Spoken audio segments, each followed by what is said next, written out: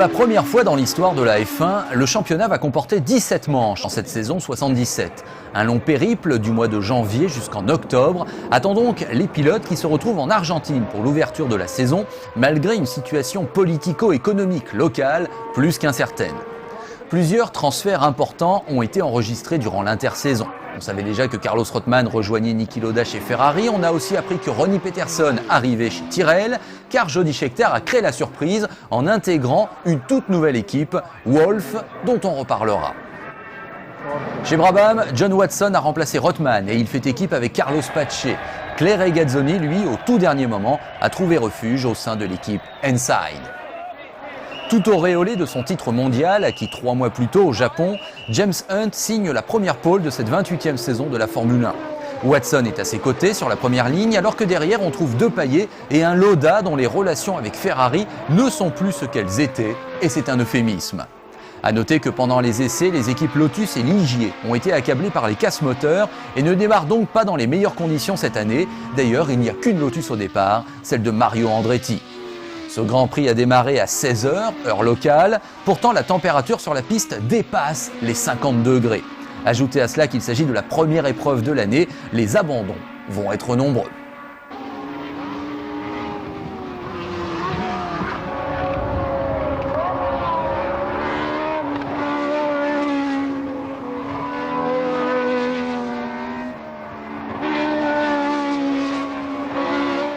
En tête, James Hunt semble avoir fait le plus dur lorsqu'il est victime d'une sortie de route consécutive à une défaillance de sa suspension arrière. John Watson, qui pensait reprendre le flambeau, est trahi par sa boîte.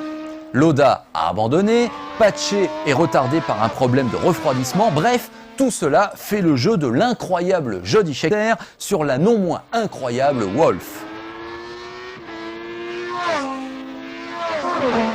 Pour sa toute première course, l'équipe de ce Canadien d'origine autrichienne, spécialisé dans la construction de plateformes pour la recherche pétrolière en mer, s'impose, une des plus grandes surprises de l'histoire de la F1.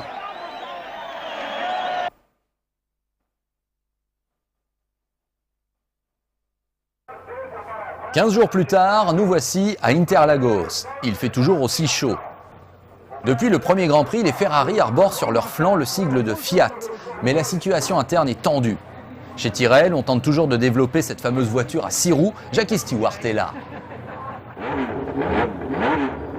Les essais sont marqués par un terrible accident qui frappe Mario Andretti. Son moteur le lâche et c'est même un début d'incendie qui survient. L'Américain n'a que le temps de sortir de sa voiture en flammes.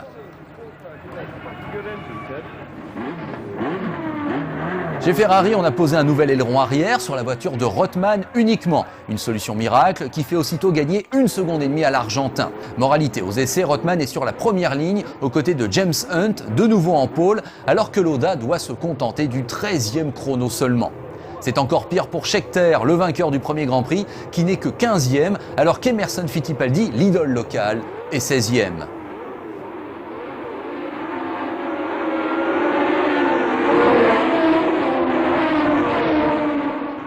Heureusement pour les supporters brésiliens, il y a également Carlos Pace qui est au départ et qui mène les 6 premiers tours.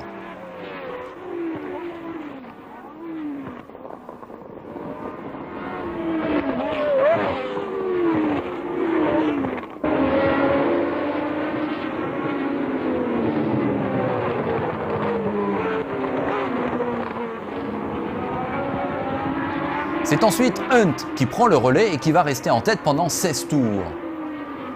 Derrière, Rothman, Mas, Andretti et De Paillet sont en embuscade.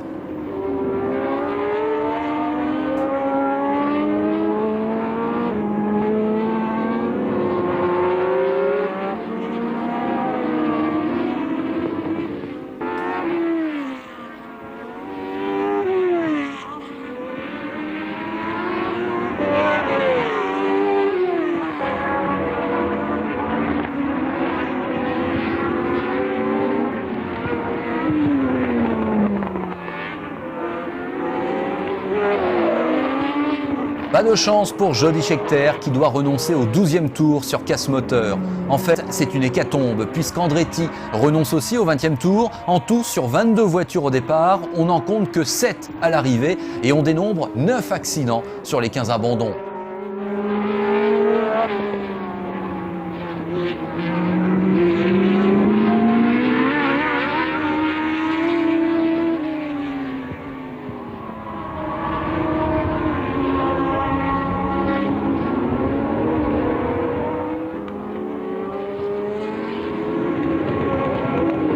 La victoire revient finalement à Carlos Reutemann, qui mène les 18 derniers tours.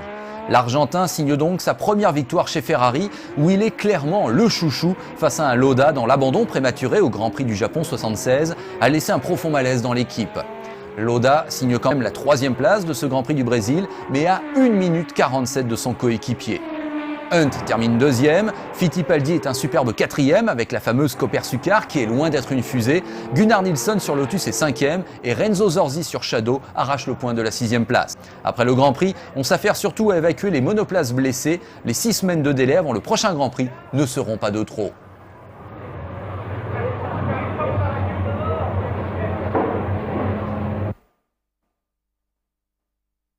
Et on commence par un grand moment, caméra embarquée sur le circuit de Kyalami avec Patrick Depailler et la Tyrrell à 6 roues.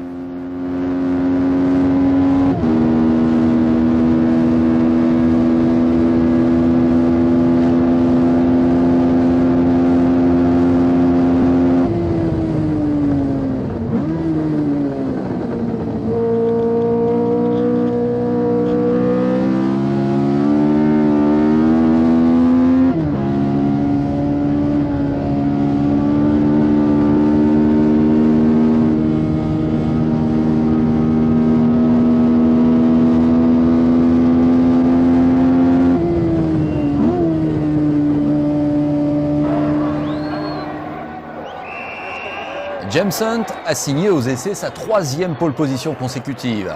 Il devance Carlos Pace, Niki Lauda et Depailler sur la grille.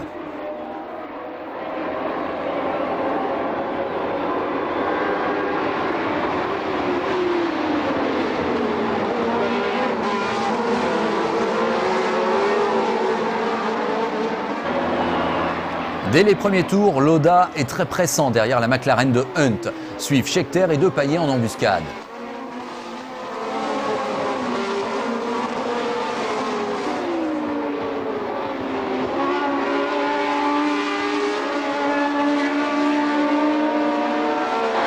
En fait, dès le 7e des 78 tours, la Ferrari pointe en tête, on ne la reverra plus.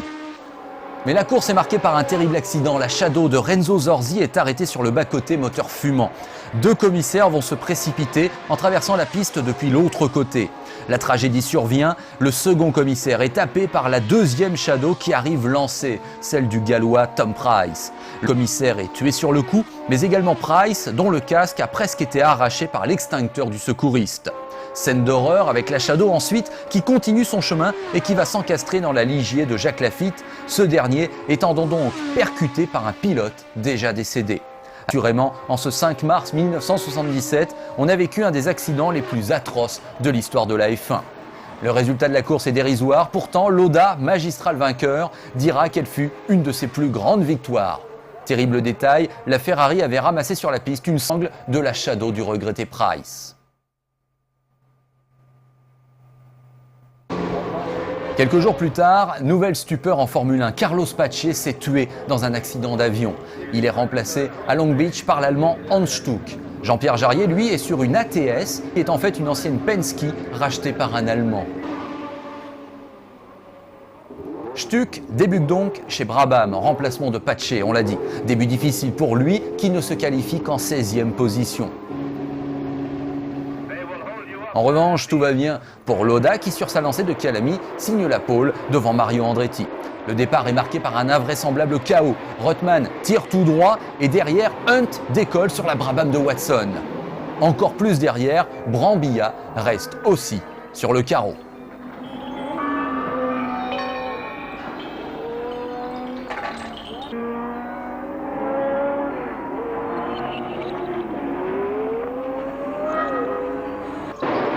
Après cette entame mouvementée, on retrouve détachés Scheckter, Andretti et Lauda. Lafitte ensuite mène le peloton.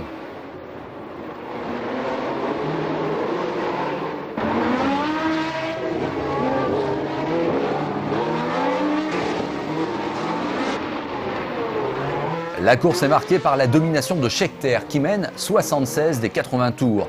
Mais jamais Andretti et Lauda ne sont lâchés par le Sud-Africain, ce qui signifie qu'ils peuvent à tout moment saisir une occasion si elle se présente.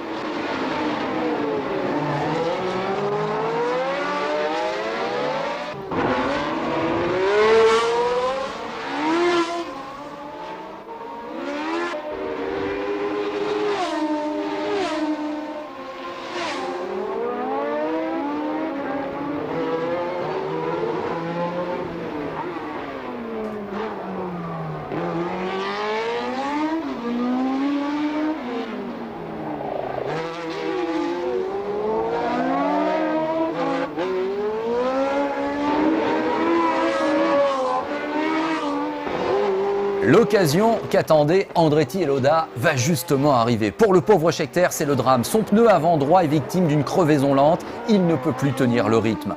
On s'achemine vers un final à suspense entre les trois hommes, alors que le reste des pilotes est relégué à plus d'une minute derrière. À 4 tours du but, Scheckter est obligé de s'incliner. Andretti et Lauda sont passés. C'est la 3e victoire en Grand Prix pour Andretti, mais de loin son succès le plus émouvant, car acquis, bien sûr, dans son pays.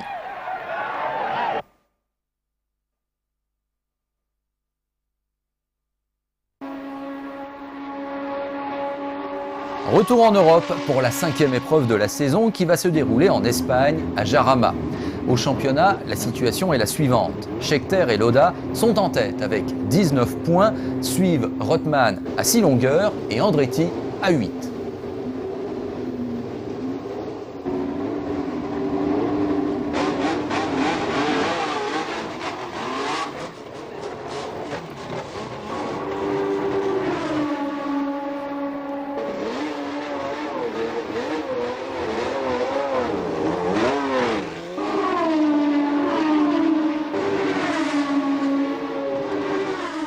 Dès les premiers essais, Andretti se met en valeur et apparaît déjà intouchable. On sait seulement qu'outre le talent du pilote américain, déjà vainqueur à Indianapolis en 1969, le secret d'une telle réussite réside dans sa voiture, la Lotus 78. Cette dernière a introduit un concept inédit qui va révolutionner le monde de la Formule 1 au cours des années à venir. C'est ce que l'on appelle une wing car, qui utilise le principe de l'aile d'avion inversée et qui crée non plus de la portance, mais de la déportance, en se servant donc d'un profil d'aile retourné. Les essais sont aussi marqués par le drame de Niki Lauda, qui a soudain ressenti une terrible douleur dans le dos. En fait, il vient de se casser à nouveau une des 2 côtes qu'il s'était fracturées lors de son accident du Nürburgring l'année précédente. Le dimanche matin, l'Autrichien est obligé de déclarer forfait, un rebondissement peut-être déterminant dans l'optique du championnat. Du coup, l'adversaire déclaré d'Andretti pour la victoire n'est autre que Jacques Laffite, qui s'est superbement qualifié en 2e position. A noter qu'un Espagnol participe à ce Grand Prix, Emilio Villota, qualifié en avant-dernière position sur une McLaren M23. Du côté de l'équipe officielle, on étrenne la nouvelle M26, mais on n'est pas satisfait puisque Hunt a dû se contenter du 7e chrono seulement.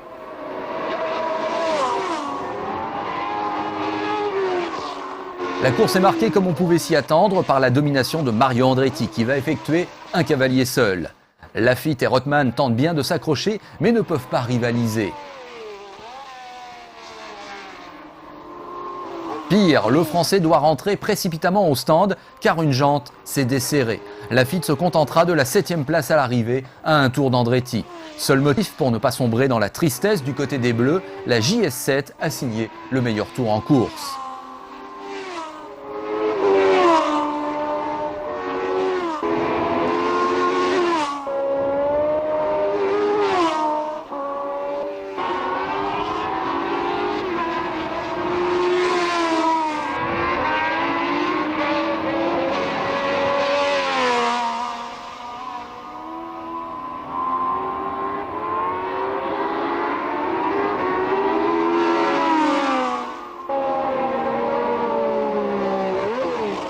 Deuxième victoire consécutive pour Andretti avec un regroupement complet au championnat. 4 pilotes se retrouvent en 4 points seulement.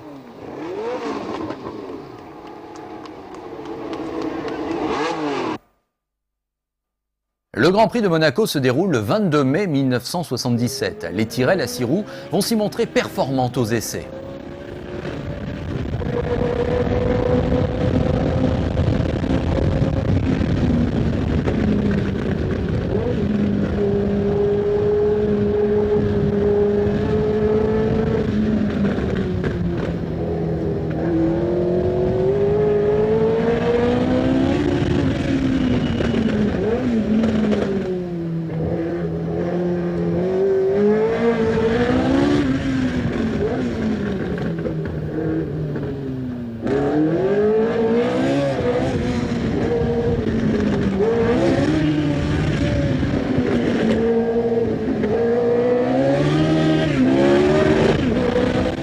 Trois événements marquent cette épreuve. La première pole déjà dans la carrière de John Watson. Les débuts ensuite d'un jeune Italien, Riccardo Patrese, sur Shadow. Et enfin le retour de Jackie Hicks chez Ensign, qui remplace pour ce Grand Prix Claire Regazzoni, parti disputer les 500 miles d'Indianapolis. Dès le départ, Jody Scheckter a bondi depuis la deuxième place sur la grille pour s'emparer du commandement. Il ne le lâchera plus.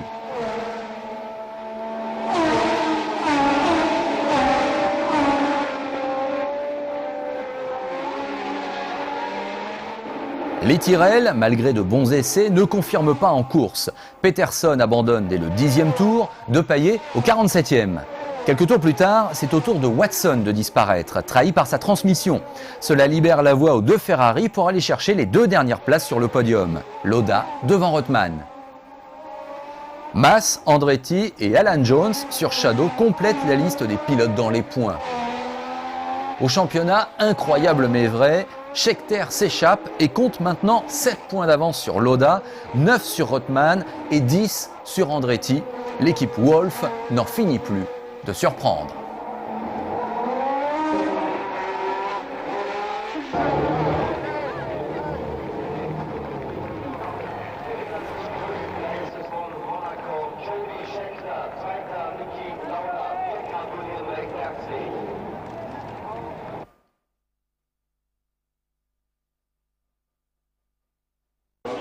Il faut donc que la concurrence se mobilise pour venir à bout de cette situation que personne n'aurait pu prévoir. Sur le circuit de Zolder en Belgique, les Lotus semblent être de nouveau en position de force. Cela vaut à Mario Andretti de signer une pole, la 4e de sa carrière, d'anthologie.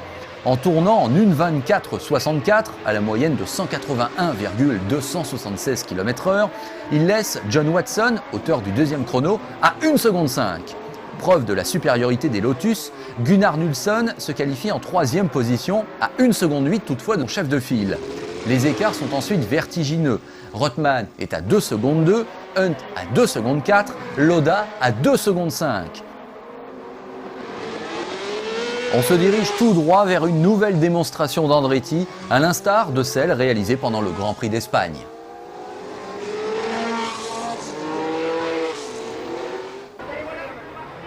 Mais en ce 5 juin 77, un élément va tout perturber, la météo bien sûr. Il pleut à verse au moment du départ. Peut-être vexé de s'être fait surprendre par Watson au moment du feu vert, Andretti va commettre une des plus grandes erreurs de sa carrière et se précipiter pour attaquer l'Irlandais. Au bout de 2 km de course, c'est l'abandon pour les deux pilotes qui se sont accrochés. Sur la patinoire de Zolder, c'est alors Scheckter qui fait la loi. Derrière, Gunnar Nilsson, qui a reçu de Colin Chapman l'ordre de s'imposer si jamais il arrivait malheur à Andretti, tient la cadence devant un Jochen Mass déchaîné.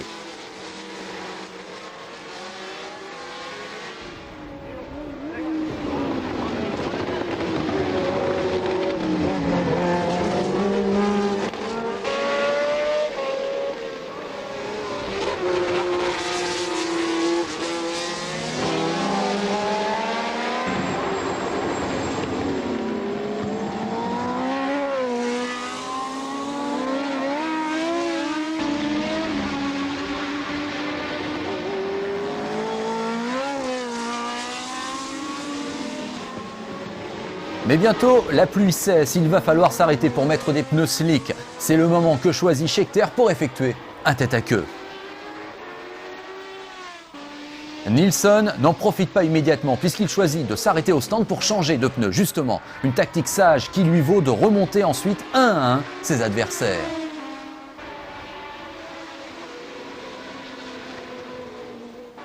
Et alors que Jacques Laffite est obligé de renoncer sur problème moteur, Nilsson n'a bientôt plus que Lauda devant lui et l'inéluctable survient à 21 tours de l'arrivée.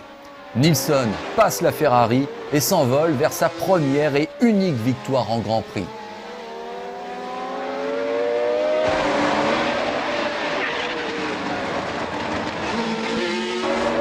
En terminant deuxième, Lauda revient tout de même à 1 point de Scheckter au championnat.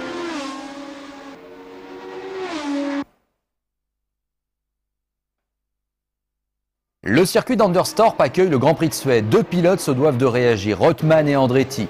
Pour ce dernier, cela semble bien parti puisqu'il réalise de nouveau la pole, surclassant ses adversaires, même si on ne retrouve pas les écarts constatés en Belgique. D'ailleurs, Nilsson, tout auréolé de sa victoire à Zolder, ne signe que le 7e temps sur la grille. La surprise vient des Brabham Alfa Romeo, très efficace alors que Laffite est inquiet. Mais les pneus prennent beaucoup de température, je suis quand même inquiet pour la course. Verdict des essais, Watson se place en première ligne et Stuck en troisième. En revanche, rien ne va plus chez Ferrari, dont le V12 n'est pas adapté à ce circuit. Rothman n'est que 12e à l'issue des qualifs et Lauda 15e. C'était une époque où le pilote le plus efficace du plateau, dans un top team, pouvait perdre 10 places au moins d'un week-end sur l'autre. Tout est en place pour un beau Grand Prix, même si on s'attend à une victoire d'Andretti. Celui-ci mène d'ailleurs les premiers tours avec déjà quelques longueurs d'avance. À ce moment-là, on remarquera que Jacques Laffite n'apparaît qu'en 11e position, juste devant Lauda. C'est une course d'attente qu'a commencé le Français, qui ne dispose depuis les premiers essais que d'une seule voiture. Chez Ligier, on a préféré tout miser, au niveau du matériel, sur le Grand Prix suivant qui se déroulera en France. Devant, Andretti continue sa ronde infernale. Nilsson est devant, mais n'est pas dans le même tour. Il n'y a guère que Watson et Scheckter derrière pour garder un faible espoir.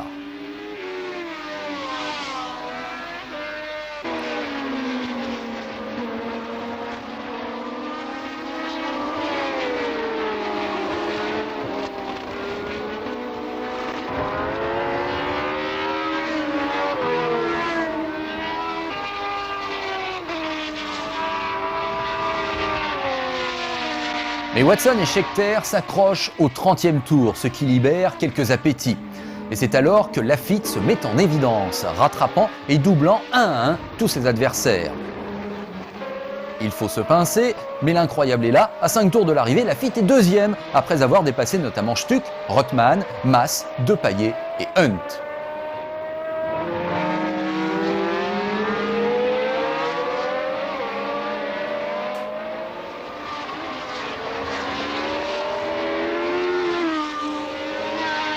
Soudain, à 4 tours du but, la Lotus d'Andretti s'engouffre dans les stands pour un bref ravitaillement. C'était cela ou la panne d'essence. Et voilà comment la Ligier Matra se retrouve en tête. Laffite ne flanche pas et signe sa première victoire en Grand Prix. Une journée historique pour le sport automobile français, même si l'anecdote est célèbre. On entendra la Marseillaise sur le podium parce que les organisateurs avaient tout prévu, sauf une victoire française. Ils m'ont passé premier, tu sais, dans les stands, j'ai dit ça doit être une erreur, quelque chose comme ça. Et puis le deuxième tour, j'ai vu, merde, j'ai dit bon, bah, si je tombe pas en panne, j'ai gagné. Voilà, je suis très content.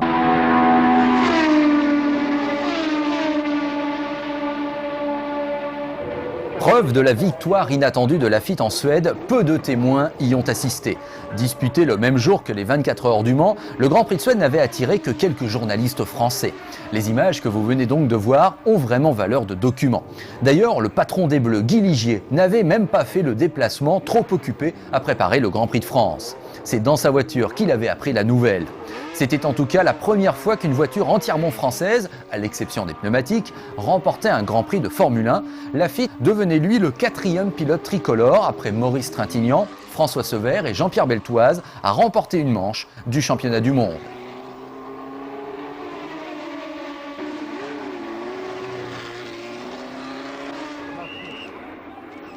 Les essais sont marqués par une nouvelle pole d'Andretti qui devance Hunt, Nilsson et Watson. Jacques Laffite signe un magnifique 5e chrono alors qu'Emerson Fittipaldi doit se contenter de la dernière place sur la grille, un comble pour un double champion du monde. D'emblée, John Watson s'empare du commandement et creuse l'écart. Derrière, on trouve James Hunt et Mario Andretti. Jacques Laffite est 4e devant Nilsson, Lauda et Scheckter.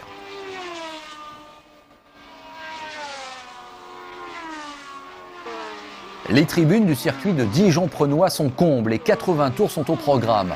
En fait, c'est le même scénario qu'en Suède qui va se dérouler, mais cette fois-ci, Andretti en sera le bénéficiaire et non la victime.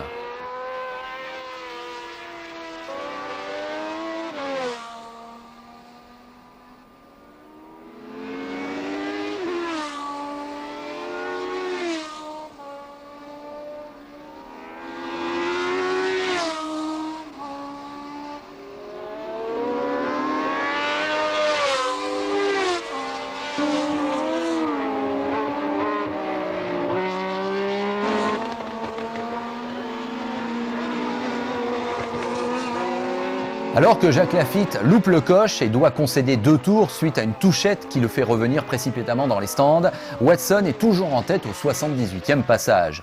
Mais dans le 79e, stupeur pour l'Irlandais, handicapé par un problème de déjaugeage, il doit laisser passer la mort dans l'âme, Mario Andretti dans le tout dernier tour donc. Watson conserve quand même sa deuxième place, mais il est cruellement déçu. Hunt est troisième, Nilsson quatrième, Lauda et Rothman seulement cinquième et sixième.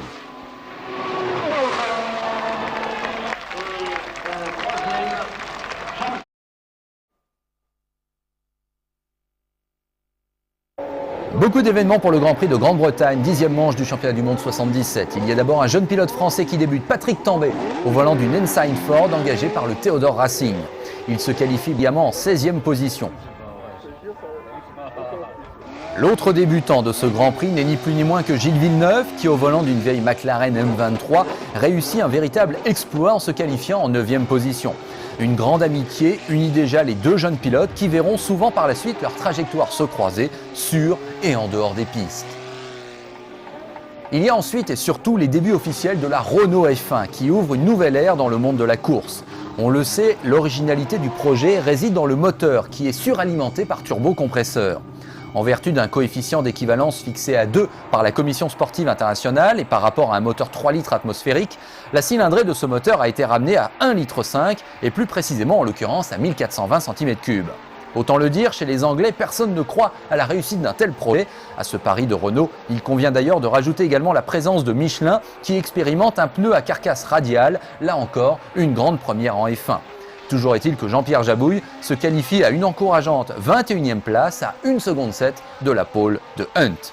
La course est marquée par le duel à distance Watson-Hunt avec Lauda comme arbitre.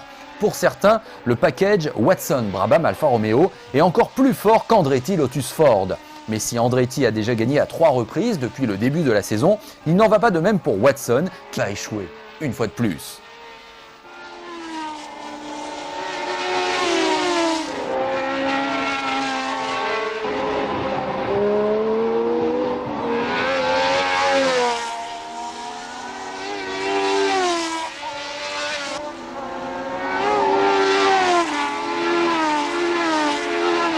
Jean-Pierre Jabouille sur la Renault abandonne au 17e tour sur casse du turbo.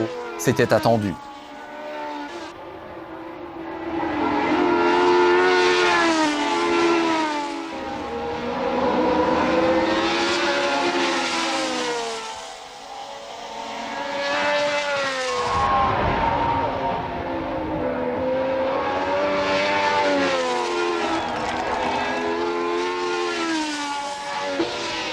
John Watson, de son côté, va attendre le 61e tour pour abandonner, laissant à James Hunt le plaisir de triompher à domicile.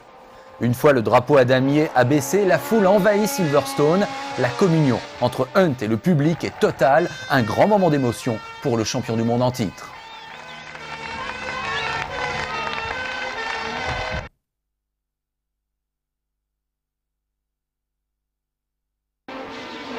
Le Grand Prix d'Allemagne, le 31 juillet, se déroule à Hockenheim. Les pilotes ont donc eu gain de cause et l'on a définitivement abandonné le Grand Nürburgring où l'accident de Lauda en 1976 a sonné le glas.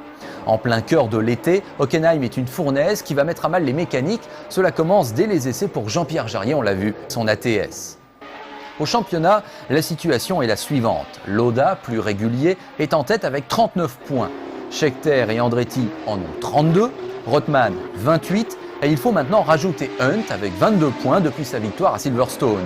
L'Anglais garde une chance infime de conserver son titre. Les essais se soldent par la pole de Jody Scheckter avec Watson à ses côtés. C'est la 6e fois en 11 Grands Prix que l'Irlandais et sa Brabham partent de la première ligne. Derrière, on trouve Lauda et Hunt alors que les Tyrrell sont largués. A noter qu'Emerson Fittipaldi ne s'est pas qualifié pour ce Grand Prix d'Allemagne.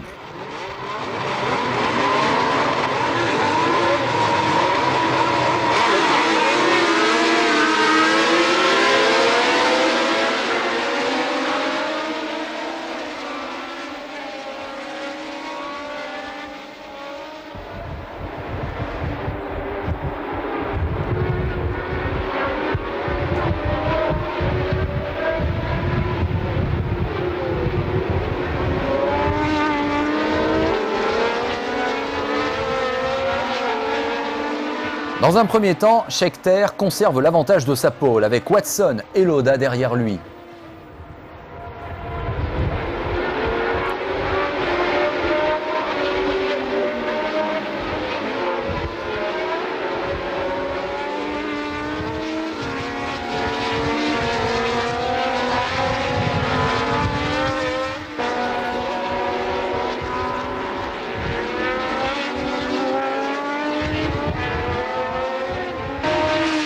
Mais Watson, hélas pour lui, doit abandonner dès le 9e tour sur casse moteur. Le grand malchanceux de la saison, c'est vraiment lui.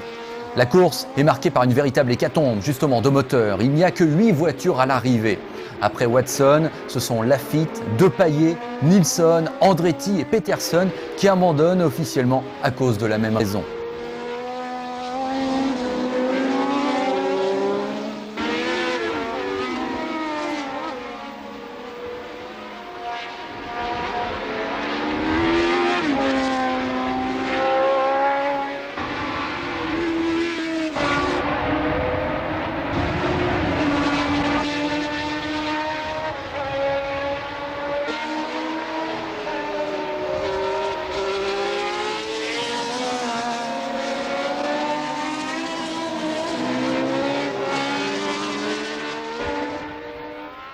Celui qui passe à travers les embûches s'appelle Niki Lauda.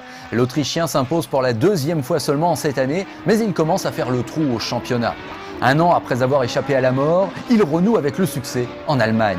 Une victoire symbolique à laquelle il faut rajouter la 2e place de Scheckter, la 3e de Stuck chez lui, la 4e de Rothman, la 5e de Brambilla sur Surtees et la 6e de Tambay qui marque son premier point dès son 2e Grand Prix.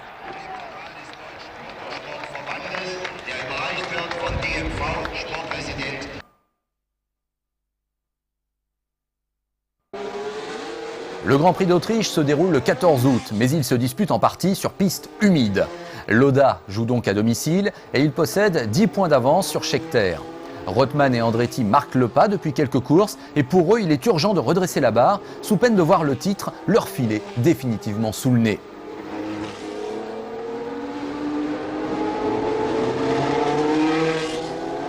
Et c'est précisément le moment que choisit Lauda pour signer sa 2e pole de l'année après celle de Long Beach. Hunt est à ses côtés, Watson, pour une fois, est loin, seulement 12e sur la grille. Le jeune Tambay, lui, a signé une superbe 7e place aux essais. Pourtant, c'est Andretti qui réalise d'emblée un festival. Parti 3e, il se permet dans le premier tour de doubler coup sur coup Hunt et Lauda pour s'emparer du commandement. Le leadership de l'Américain va durer 11 tours.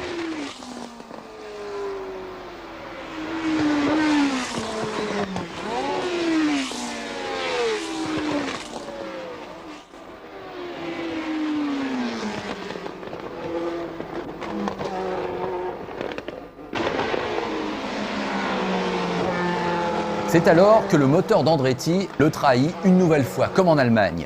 Et comme en Allemagne, plusieurs pilotes vont voir leur mécanique souffrir, comme Laffite, Nilsson, Tambay. Scheckter, lui, abandonne sur sortie de route dans le dernier quart de la course.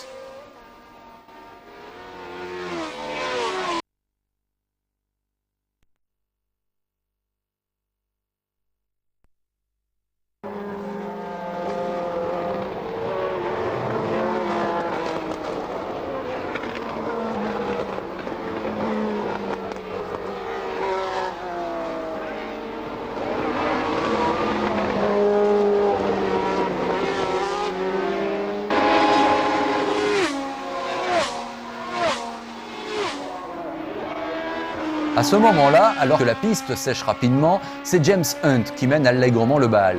Mais l'Anglais est également trahi par son moteur au 44e des 54 tours que compte ce Grand Prix. C'est alors une incroyable surprise puisque la victoire revient à l'Australien Alan Jones.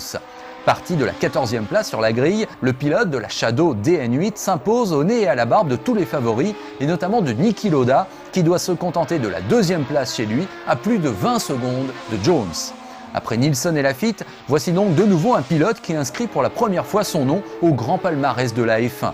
Jones est aussi le 50e pilote à remporter un Grand Prix depuis 1950 et la création du championnat du monde. Lauda est 2e devant Stuck, Rothman, Peterson et Mass.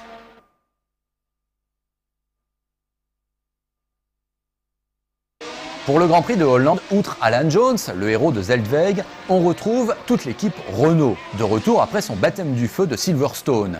La régie a fait l'impasse sur l'Allemagne et l'Autriche pour mieux préparer ce rendez-vous, mais dès les premiers essais libres, de nouveau un moteur lâche.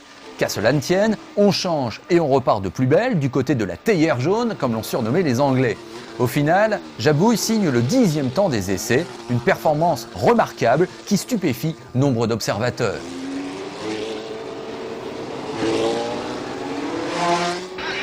C'est Andretti qui signe la pole devant un excellent Laffite, lesquels se font pourtant surprendre au départ par ce diable de James Hunt, parti depuis la 3e place.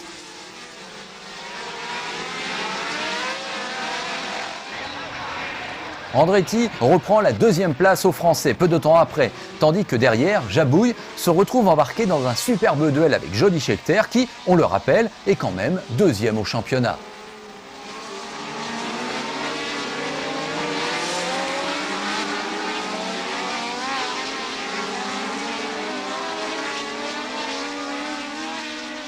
C'est alors que survient un des tournants du championnat justement. Andretti revient à la hauteur de James Hunt et veut à tout prix s'emparer du commandement. Aucun des deux ne lâche, c'est l'accrochage. Hunt reste sur le carreau, mais pas Andretti qui va pouvoir repartir. Du coup, Laffite se retrouve en tête devant les deux Ferrari et Andretti qui s'en sort bien.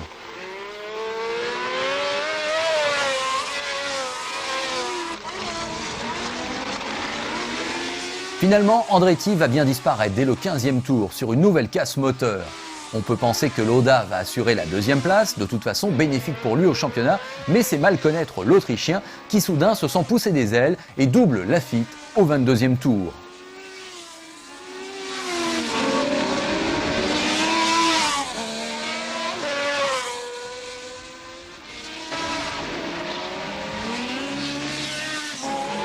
C'est alors une superbe lutte qui oppose les deux hommes et ce jusqu'au drapeau à damier. Laffite est déchaîné, il harcèle sans relâche le champion du monde 75. Plusieurs fois, on croit que la Ligier va réussir face à la Ferrari, mais non. Il faut dire que Laffite ne dispose pas de sa meilleure voiture, mais bien du mulet, une fuite d'huile irréparable s'étant déclarée au cours du warm-up. La Ligier de réserve ne dispose hélas ni de la voie avant large, ni de l'empattement long.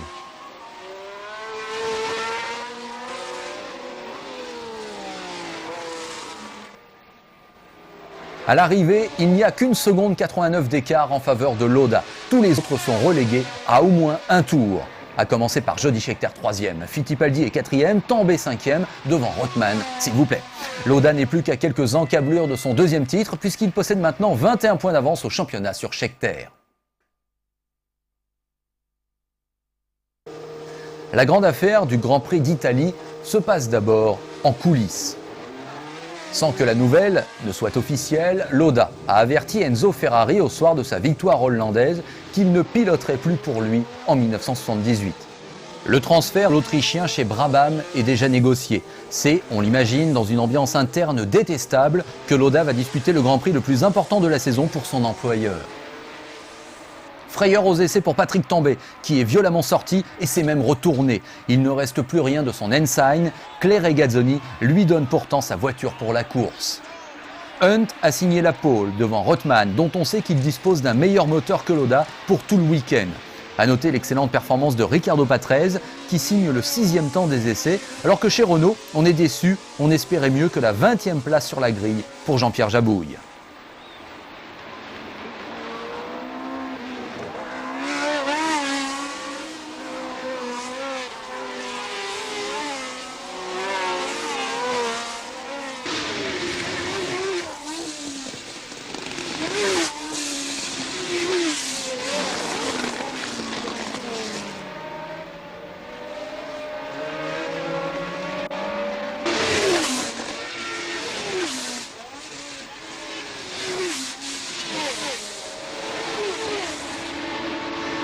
Scheckter mène les 9 premiers tours avant que Mario Andretti ne s'empare du commandement. Lequel Mario Andretti a reçu une offre d'Enzo Ferrari pour piloter en 78 les mythiques voitures rouges. Une offre à laquelle il ne donnera pas suite, préférant la fidélité à Colin Chapman.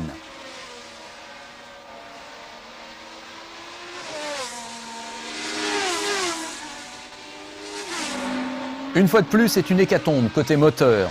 Watson, Lunger, Tambay, Jarier, Jabouille, Scheckter, Depailler, Stuck, Giacomelli, tous vont abandonner sur casse de leur propulseur. Pour une fois, Andretti est épargné et file vers sa 4e victoire de l'année.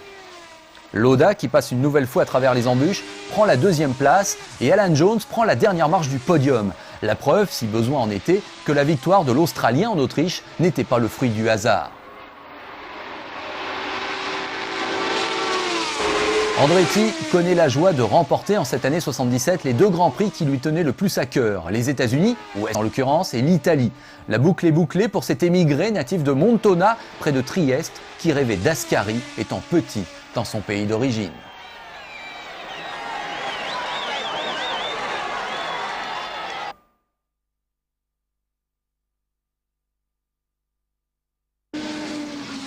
Il reste 3 grands prix à disputer et il ne manque qu'un petit point à Lauda pour être officiellement couronné.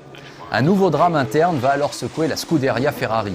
Alors qu'on a appris que le successeur de l'Autrichien s'appellerait Gilles Villeneuve, le même Lauda a réussi à persuader son chef mécanicien Ermanno Cuoghi de le suivre chez Brabham la saison prochaine. Apprenant cela, Ferrari décide de renvoyer le traître en plein milieu des essais. Lauda ne décolère pas, il ne prend le départ que pour marquer ce dernier point, synonyme de titre. James Hunt, sur le circuit de Watkins Glen, a signé sa 6e pole de la saison. À ses côtés, Hans Stuck obtient sa meilleure qualif et va se mettre en évidence les 14 premiers tours sur le mouillé. Au final, le pilote allemand aura réussi sa 2e moitié de saison, alors que son coéquipier Watson s'est progressivement éteint comme accablé par sa malchance initiale.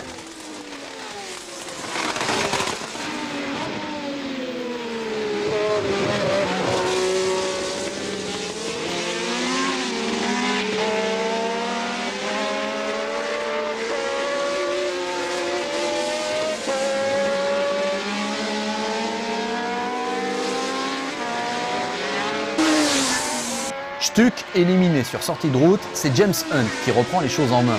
Le pilote anglais tiendra bon jusqu'au bout pour aller empocher sa 2e victoire de l'année. Il devance Andretti et Scheckter. Classé 4e, Lauda empoche donc 3 points, ce qui entérine définitivement son sacre. Sans son accident du Nürburgring 76, il aurait même conquis 3 titres consécutivement, ce que personne n'est arrivé à faire depuis Fangio. C'est en tout cas la preuve que Lauda est bien le meilleur pilote de sa génération, à l'efficacité redoutable, un véritable ordinateur, c'est d'ailleurs son surnom.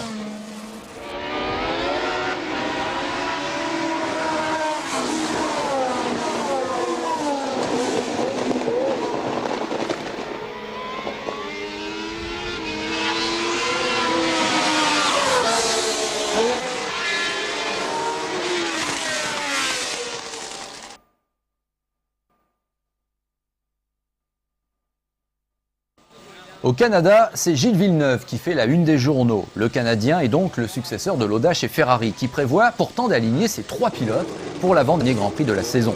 Autre temps, autre mœurs. Une séance d'essai supplémentaire est organisée le mercredi précédant la course pour Ferrari et Renault qui continuent son apprentissage.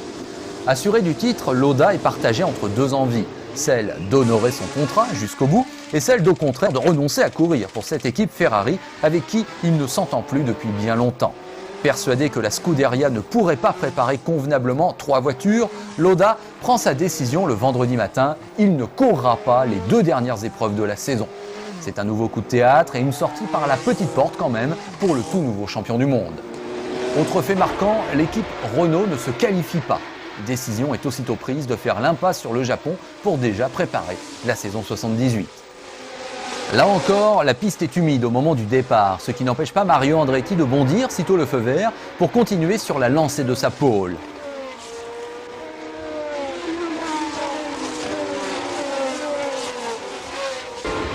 Il y a 80 tours au programme et jusqu'au 60e environ, Hunt met une bonne pression sur le pilote Lotus.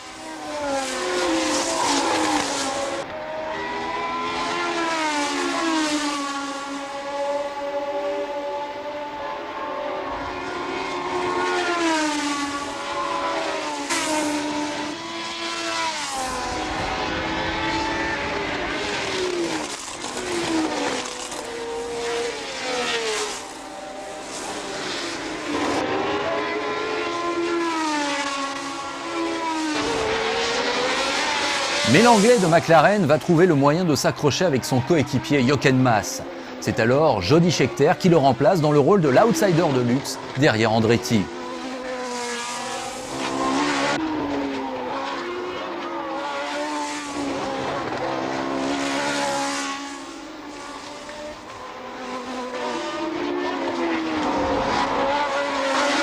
Gilles Villeneuve, lui, est parti en tête à queue. Il sera classé 12e à 4 tours du vainqueur.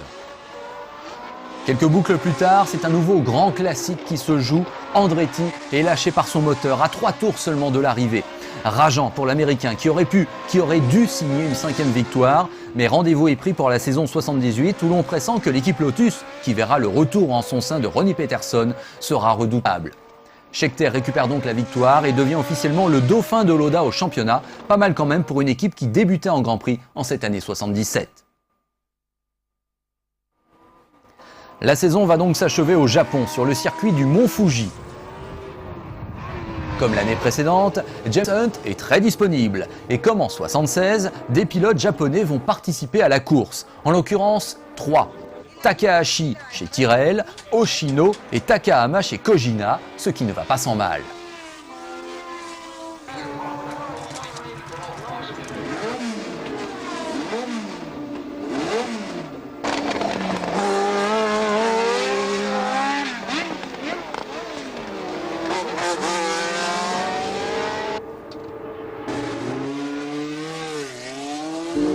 Chez Ligier, Laffite est pour la première fois épaulé par un coéquipier, en l'occurrence Jean-Pierre Jarier. Andretti a signé la pole, mais dès le départ, rien ne va pour l'Américain qui se fait dépasser par presque tout le monde.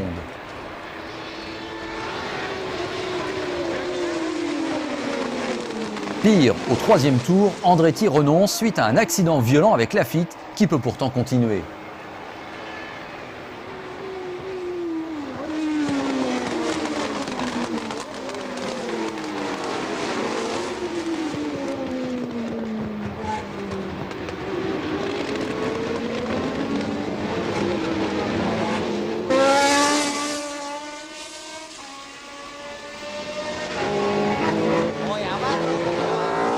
Au 8e passage, une ambulance se trouve sur la piste et pour cause, Villeneuve et Peterson viennent de s'accrocher.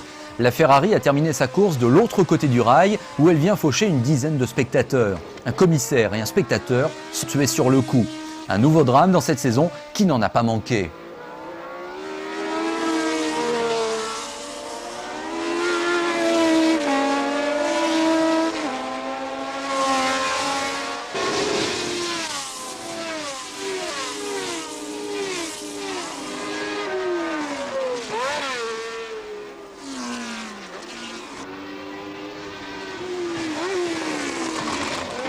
On le voit, la monoplace de Tambay est sur le bas-côté. Dommage pour le dernier Grand Prix de l'année pour le Français qui a effectué des débuts tonitruants en Formule 1. Il pilotera pour McLaren la saison suivante. Claire Regazzoni renonce au 45e tour sur un problème de canalisation d'huile. Devant, il n'y a en revanche aucun problème apparemment pour James Hunt qui s'achemine vers sa 3e victoire de l'année.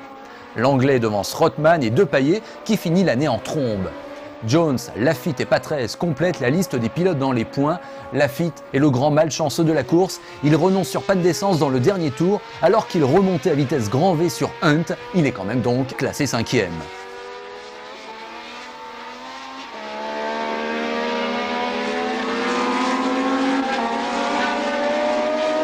Au final, au moment de faire les comptes, Lauda termine la saison avec 72 points devant Scheckter avec 55.